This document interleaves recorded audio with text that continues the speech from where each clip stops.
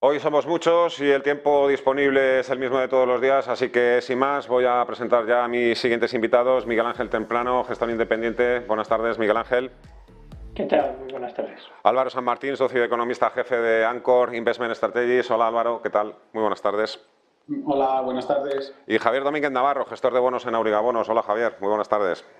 Buenas tardes a todos. ¿Qué tal? Empiezo quizás con el que es, desde mi punto de vista, el más optimista de todos, contigo, Álvaro. Bueno, tenemos ya el invierno en el calendario, el 21 de diciembre, pero el invierno económico que muchos pronosticaban sigue sin llegar, a pesar de que los avisos y las advertencias siguen estando ahí. La guerra en Ucrania se calienta, continuamos con la crisis energética. Hoy hay varios bancos de inversión y firmas que dicen que esto va a empeorar aún más la situación. Ayer tuvimos la decisión del Banco de Japón, que creó ese pequeño temblor en el mercado de bonos y en las bolsas. El último aviso, por ejemplo, de Bill Gross, advirtiendo de que si la Reserva Federal continúa apretándonos las clavijas, va a saltar todos por los aires. ¿Con qué te quedas? Bueno, pues a pesar de ser el optimista del grupo, como dices, pues obviamente la situación es complicada, ¿no? Con lo cual, eso es innegable y como dices tú, tenemos muchos frentes abiertos, la guerra de Ucrania sigue siendo uno, ahora leía que parece que Putin va a hacer unas declaraciones, pues a lo mejor dentro de 5 minutos pues se ha liado. O sea que obviamente la situación es difícil en lo geopolítico y también obviamente también en lo económico, ¿no? Esto yo lo digo, intento decir siempre. Estamos en una situación donde los bancos centrales, pues yo creo que por suerte en realidad, pero obviamente no es indoloro, pues se han dado cuenta de que tenían que subir los tipos de interés y lo están haciendo, ¿no? El banco, quizás el último que se ha incorporado a una visión o a una posición claramente hawkish, pues ha sido también el Banco Central Europeo, pero creo que era necesario, ¿no? Estaba todavía en una situación donde no estaba señalizando lo que probablemente iba a ver qué pasa, a tener que hacer, ¿no? Con lo cual, situación de restricción monetaria y riesgo geopolítico, pues obviamente el complicado. Dicho esto, pues como yo siempre digo, ¿no? Una cosa es que sea complicado y otra cosa es que si nos ponemos todos a esperar el escenario peor que nos podemos imaginar, que eso a veces pasa, pues acaba siendo un escenario no tan malo, ¿no? Y eso yo creo que es exactamente lo que está pasando. Tú mismo acabas de decir que mucha gente lleva esperando una recesión. En Europa yo te diría que desde hace mucho tiempo y se sigue sin producir y yo creo que a corto plazo se va a seguir sin producir. ¿Vale? De hecho, los últimos datos en Europa, si los estáis viendo, están saliendo comparativamente mejor que en Estados Unidos, ¿no? En parte porque la política fiscal sigue siendo muy expansiva, como hemos hablado, y en parte también porque los precios de las materias primas han caído en los últimos meses, ¿no? Entonces, yo creo que la situación es complicada, pero no necesariamente súper negativa. Obviamente, tenemos que ver los riesgos, en particular a mí el de la guerra me preocupa mucho. Y luego, por el lado de la inflación, pues lo que hay que hacer, me temo, es estar muy atento a los datos de inflación subyacente y salarios de los próximos meses. Yo creo que van a empezar a moderar tanto en Estados Unidos como en Europa. Si eso es así, yo creo que los factores positivos van a poder a los negativos. Si por el contrario la inflación subyacente y los salarios no dan muestras de moderación, pues los bancos centrales tendrán que seguir aumentando el grado de restricción monetaria y obviamente eso llevará a una probabilidad aún mayor de recesión. Pero para mí el escenario central es que con mucha prudencia es que creo que se han puesto las condiciones para ver una moderación de inflación y que eso va a permitir que las condiciones financieras no se tengan que tensionar tanto y por tanto creo que el riesgo de recesión no es muy alto y el riesgo de recesión profunda es reducido, salvo que venga por un shock más del tipo geopolítico. Javier. Eh, sí, estoy de acuerdo. Vamos a ver, se habla mucho de la renta fija ahora mismo. Está claro, y lo llevamos diciendo desde hace tiempo, que los tipos de interés van a seguir subiendo y subiendo. ¿Por qué? Pues porque los bancos centrales son la única herramienta que hay para atemperar la inflación. Lo único que tienen es subir los tipos de interés. Por tanto, esto lo vamos a seguir viendo a futuro. ¿Va a ser eso un problema? Pues yo creo que lo único que hay que hacer es, para tener las carteras convenientemente ajustadas, es ir tomando pequeñas posiciones a lo largo del tiempo, porque en definitiva pensar que retener tu cartera para invertirlo justo en el momento en que estén más altas es imposible, nunca pillas el momento álgido. Pero sí que ahora es un buen momento para ir haciendo una pequeña cartera. No digo todo de una vez, sino es lo que están mostrando las curvas, porque Bill Gross, bueno, ya sabes que es especialista en salir a calentar los mercados y habla de los caos porque es lo que mejor le va, ¿no? Porque al final, si dices que todo va a ir bien, no sales, pero si dices que va a ser todo un caos, pues sales en los medios. En definitiva, lo que se está viendo ahora mismo en las curvas de los tipos de intereses, tenemos la curva española en positivo, quiere decir que a corto paga menos rentabilidad que a largo y por tanto eso es una curva positiva, que es lo normal.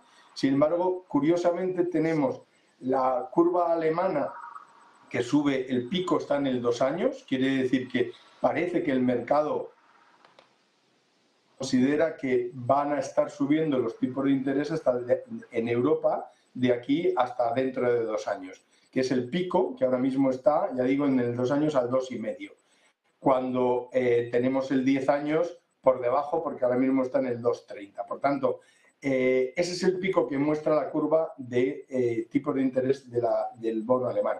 Sin embargo, en Estados Unidos ese pico está en el 6 meses. Quiere decir que el mercado está descontando, en todo caso, que dentro de 6 meses podría haber un cambio en los tipos de interés en Estados Unidos. Eso es lo que dicen las curvas. Ya digo que tanto la española como la japonesa están positivas. Quiere decir que el más corto paga menos rentabilidad que el más largo de todos. Sin embargo, en Alemania y Estados Unidos, que son los que realmente cortan el bacalao en los mercados, tienen unos picos ahí curiosos que son los que parece que es el mercado lo que está prediciendo que es lo que puede llegar a ocurrir.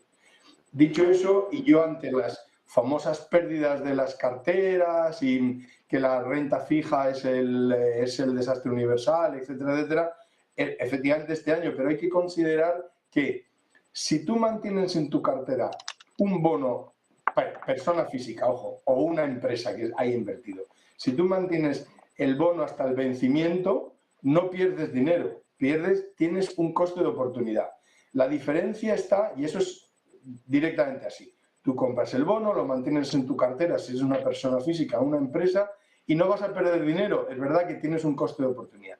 Sin embargo, si compras fondos que invierten en renta fija, como están obligados todos los días a hacer el mark to market, es decir, a revaluar los precios, en el momento que tú compraste un bono al 1% de rentabilidad y ahora mismo está al 4%, pues evidentemente ese coste de oportunidad se traduce en dinero y ese dinero se traduce cada día en un coste que vas teniendo. De manera que hay una enorme diferencia entre comprar un fondo que invierte en renta fija y comprar directamente la renta fija. Lo digo para atemperar los movimientos porque se habla mucho del hiperdesastre de la renta fija este año. Es verdad que efectivamente tenemos unos costes de oportunidad enormes, pero si compras directamente en los bonos, mientras no quiebre la empresa, hoy por hoy no se pierde dinero, ¿vale? Quería hacer una consideración porque esto es habitual. Y luego, de la parte de la renta variable, pues esto parece la yenca, que era de mis tiempos, era un paso para adelante y 3 para atrás. Pues eso es lo que damos, es verdad, afortunadamente hay un día, hay una jornada que haces un paso para adelante, pero las 3 siguientes tienes 3 pasos para atrás y así llevamos. Nos juntamos con un Dow Jones a estas alturas de menos un 20, un Nasdaq con menos un 30 o 40, ya no sé en dónde están los niveles, un desastre. Y sin embargo el IBEX lo tenemos al 6, pero es verdad que el IBEX es una rara avis porque tenemos de todo. Hay unas que ganan un 50 y otras que pierden un 50. Bueno, efectivamente todos o casi todos los temblores que se producen en el mercado de renta fija acaban llegando sí o sí al mercado de renta variable. Vamos a ver si Putin no la lía en el día de hoy, porque por H o por B ya estamos casi acostumbrados todos los días a que pase algo malo. Además de Putin, por cierto, Estados Unidos, el Congreso de Estados Unidos está a punto de aprobar un plan de 500.000 millones de dólares en armamento para Ucrania, así que la guerra se calienta y hay todavía otra incógnita de la ecuación, Miguel Ángel, que me he dejado y no he citado, que es China, pero que también tiene un enorme peso sobre los mercados, claro. Sí, claro, es que el problema que tiene China es que, curiosamente, siendo el mayor fabricante de medicamentos genéricos, tiene una carencia de algo tan esencial como son los antitérmicos.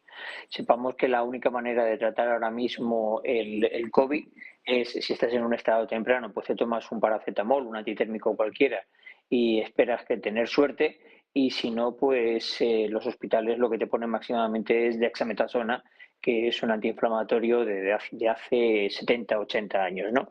Entonces, porque los medicamentos, los antivíticos críticos, como es el Paxlovid de Pfizer, bueno, pues que todos sepamos que no es un medicamento de farmacia, sino que es un medicamento hospitalario, pero no porque no te lo puedas tomar en tu casa, sino porque tiene un coste de alucinarse $530 el tratamiento, que son, si no recuerdo mal, 15 pastillas. Es decir, para 5 días. ¿Cuántas personas pueden pagar eso en Estados Unidos hoy por hoy? El último análisis que había es que tenían un stock de 1.340.000 dosis, compraron 20 millones de tratamientos. En España lo que hemos comprado es una cantidad totalmente simbólica y está previsto para gente que no está que se puede poner muy enferma. Pero claro, en ese estadio estamos todos, ¿no? Es decir, y quién sabe si me voy a poner. Con eso quiero decir que la problemática que tiene ahora en China es muy grave porque iban a abrir las fábricas y a lo mejor se pueden encontrar con que es que no las pueden abrir porque lo que tienen es un colapso sanitario de 3 pares de caballo. Y el problema es que la gente cuando enferma se asusta. Si se asusta, y se asusta mucho, pues porque ha visto o cree las cosas que pueden llegar a pasar. Entonces, si te encuentras con que tienes fiebre y que nadie te puede dar una pastilla sencillamente por la que no lo hay, y repito, hoy en día, bueno, para aquel que no lo sepa, los genéricos se llegan a fabricar en alta mar, en buques de alta mar para que no haya un tema de impuestos. Esa es la situación de los genéricos hoy en día. Cuando tú hablas con los médicos, hablan de medicamentos de pata negra y los que no son de pata negra, porque el problema es que muchos genéricos, por los excipientes que emplean, no valen para absolutamente nada. Y estoy hablando de medicamentos que todos tomamos o todas personas de determinada edad, como son los antihipertensivos, ¿no? Entonces, esa es una problemática que hay que ver cómo va a ocurrir, cómo va a ir la situación en China. Han abierto, empiezan a poner malos, tienen un sistema sanitario penoso y encima no tienen ni medicamentos para que la gente se tome en su casa. Luego nos encontramos con un problema de geopolítica. No quiero que pasar por alto por lo que está ocurriendo en Estados Unidos. Ahora mismo hay un congreso compuesto por los demócratas, manejado por los demócratas. Esto acaba el día 6, que pasa a ser de los republicanos. Hay un presupuesto de 448.000 millones de dólares dedicado a armamento que lo ha paralizado el Congreso, su aprobación, porque tiene dudas de que el país entre en recesión y ese dinero no pueda ser destinado porque ha salido para Ucrania. Esto ha provocado la primera salida de Zelensky del país, que se va a Estados Unidos, no de visita cultural, sino a hablar al Congreso, obviamente para convencerles de que le den ese armamento, que entre ellos van los misiles Patriot, que lo que intentan es defender las estructuras críticas de los ucranianos, que son las que va a atacar. Hay unas declaraciones que yo cuando las leí, yo no hablo ruso, no tengo ni puñetera idea de ruso, pero cuando yo las leí dije que aquí alguien se ha equivocado, porque venía a decir Putin que dijo que tenía serios problemas en las líneas de combate. Pero no habló de que haya problemas por el barro o por ese tipo de cosas que puede haber para mover los blindados o las piezas de artillería. Lo decía porque hay muy sufrimiento y tienen problemas de abastecimiento. A mí todo esto me huele a que muy probablemente o Putin se vaya de madre o lo lógico es que vaya a ocurrir es que por otro lado los americanos estén intentando que llegue a un acuerdo, que sería una magnífica noticia, pero es un problema geopolítico que nos va a afectar. Y luego no nos olvidemos de un detalle también muy importante. El Bank of America, en el informe que sacó el 12 de diciembre, ya hablaba de que a finalizar el año 23 el investment grade podía estar en el 9%. Eso significaría que la bofetada de los bonos de este año pueden ser la del año que viene, porque la gran mayoría, yo estoy completamente de acuerdo con lo que habéis dicho sobre el tema de los bonos y que si te compras uno y te lo quedas no te pasa para nada, pero el problema es que la gran mayoría de la gente lo que tiene son fondos. Bill Gross es el mayor manejador de fondos de inversión en crédito y cuando este tío habla se mueven las montañas. Entonces, bueno, todo esto hay que tener en cuenta. Yo no es que sea pesimista. Mi conclusión sería, si usted está fuera, manténgase fuera. Y si usted está adentro, no mire la bolsa. Y espere, lo recuperará, pero va a tardar. Os pido también un comentario breve, si queréis añadir algo de lo que hayáis escuchado adelante, pero también un comentario muy breve sobre el acuerdo que ha alcanzado finalmente Europa para establecer un tope al precio del gas y las reacciones, sobre todo, que se han producido a posteriori por parte de algunas firmas, entre ellas Goldman Sachs, Julius Bauer, que pronostican que todo esto va a generar nuevos problemas en el suministro, que van a encarecer todavía más los precios y que esto obligará también a los estados y a los gobiernos a llevar a cabo pues eso, los típicos apagones y cortes. Javier.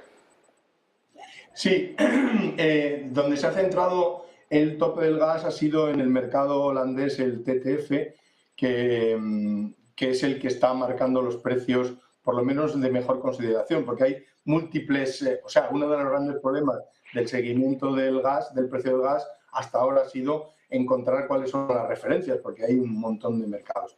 Pero efectivamente, finalmente, en el caso de Europa, está muy centrado en el TTF, que quizás es el como más solera de los mercados de gas, porque, claro, nació en Holanda, donde desde luego desde los años 70 en el Mar del Norte es donde mayores cantidades de gas se han encontrado y una buena parte de ello pertenece a Holanda. De manera que el mercado que está en Ámsterdam, el TTF, es el que marca la situación.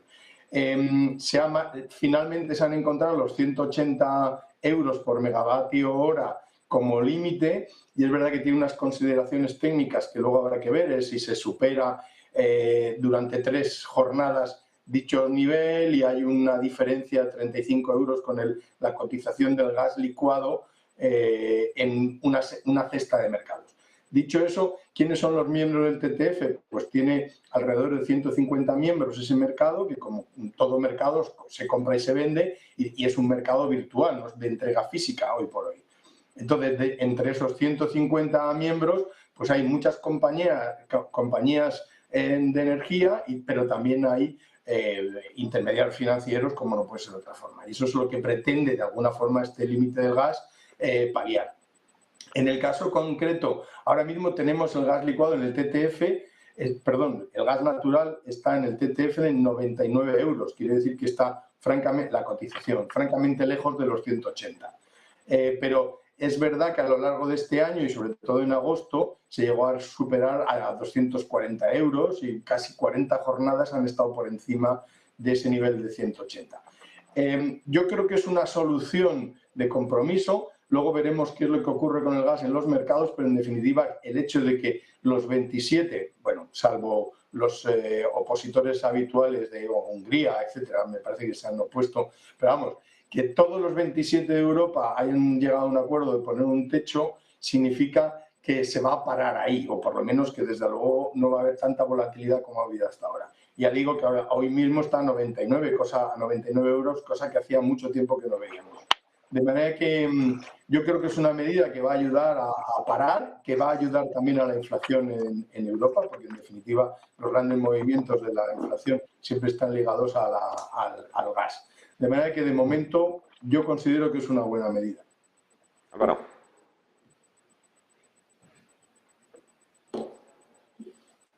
Creo que estás muteado, Álvaro, así que espera un segundito. Miguel Ángel. Perdón.